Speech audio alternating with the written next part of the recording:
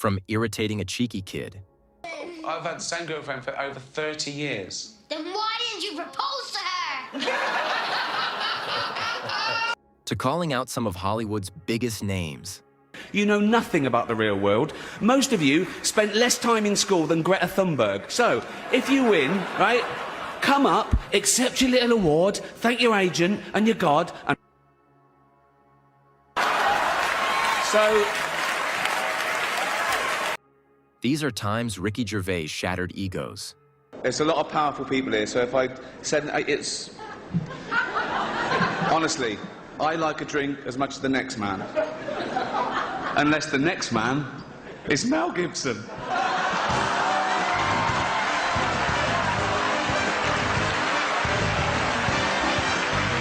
Mel Gibson has been a long-time target. On another award show, he brought up his anti-Semitic scandal. Mel Gibson, come on. No, come on. I'm not going to have a go at him. He's been through a lot. Not as much as the Jews, to be fair. He torments him again. Listen, I'm sure it's embarrassing for both of us, okay? And I blame NBC for this terrible situation. Mel blames... We know who Mel blames.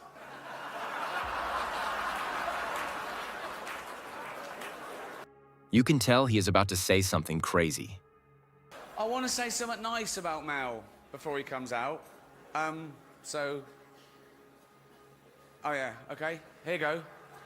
I'd rather have a drink with him in his hotel room tonight than with Bill Cosby.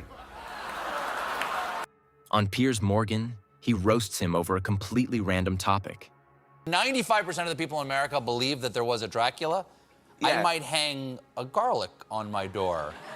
It's not the same. Exactly. It has nothing to do with the credibility of the truth. It has to do with the popularity of the idea.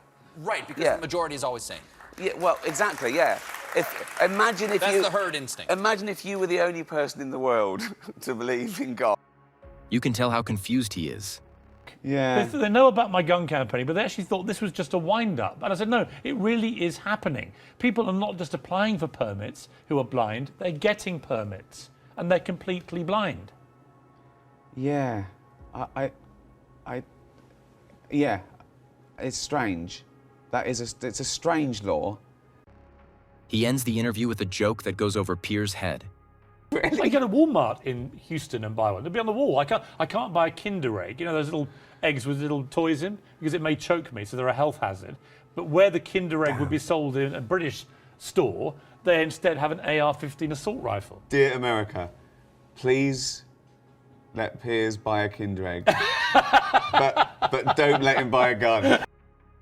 At the 77th Golden Globes, he made fun of Leonardo DiCaprio's dating choices. Once upon a time in Hollywood, nearly 3 hours long, Leonardo DiCaprio attended the premiere, and by the end, his date was too old for him. So...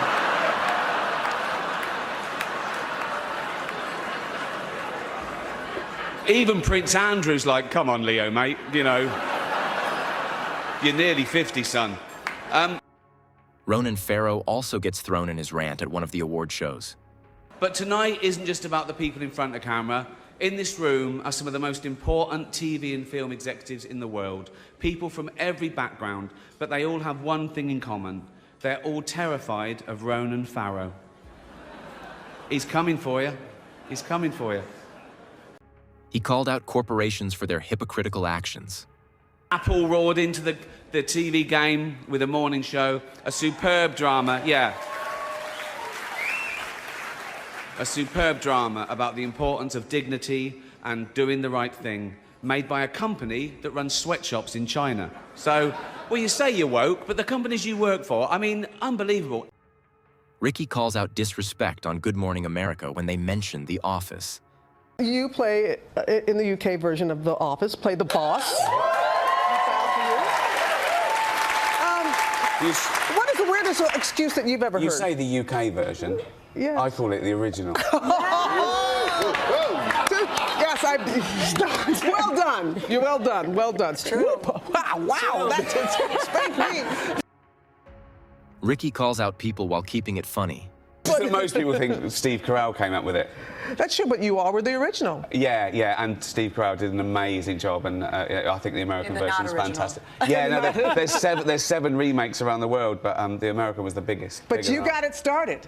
Yeah, yeah, a long time ago, and now I've brought him back, David Brent, which is the English Michael Scott. Yeah. On The View, he was very direct with his opinion on censorship. When I was in England trying to do stand-up there, you can't say anything about the Queen. They have a fit, and they won't laugh. Is that true when you do it? No, not my Well, it was then. No, I mean, I think that, I think that BBC are still a bit stuffy because they get complaints, and, they're a sort of government body, so they fear complaints. Joy Behar tries to challenge him, but Ricky shuts it down immediately. You go on the Golden Globes. A lot of time you are politically incorrect and hilarious, of course. Thank you. And so, Thank you. So this is, Well, yeah. Yeah, well, that's the thing about offence, isn't it? When people say they're offended, it's that, just because you're offended, it doesn't mean you're right, It's... Ricky was ready for their questions, even the ones meant to make him look bad. Offence is about feelings, and feelings are personal. Some people are offended by equality. So what? So you can't second-guess people. If you try and please everyone, you'll please no one.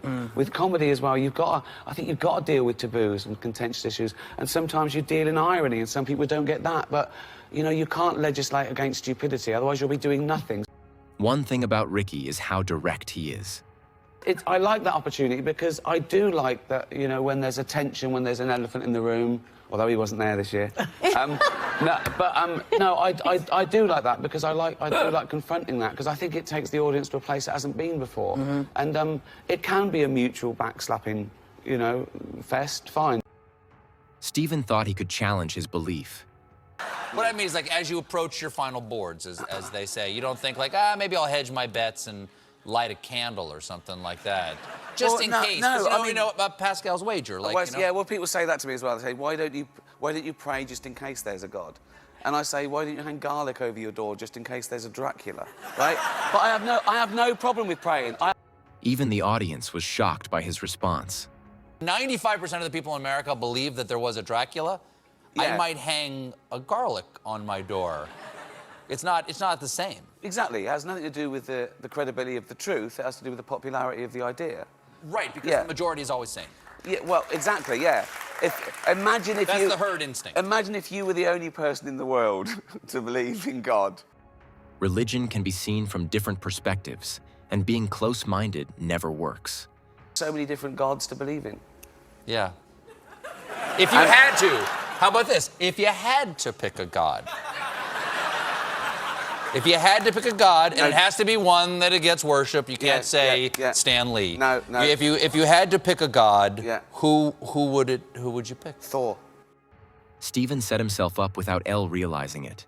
Good and bad atheist. And I think that God has nothing to do with whether you're good or not. That's what I think. So if God doesn't give you comfort, what does? Dogs.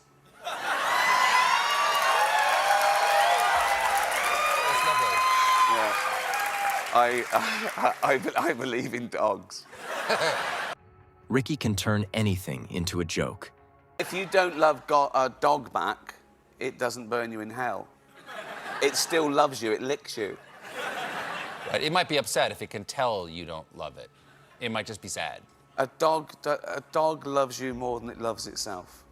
And that's why I worship dogs. He also shared his take on the 2022 Golden Globes drama involving Will Smith and Chris Rock.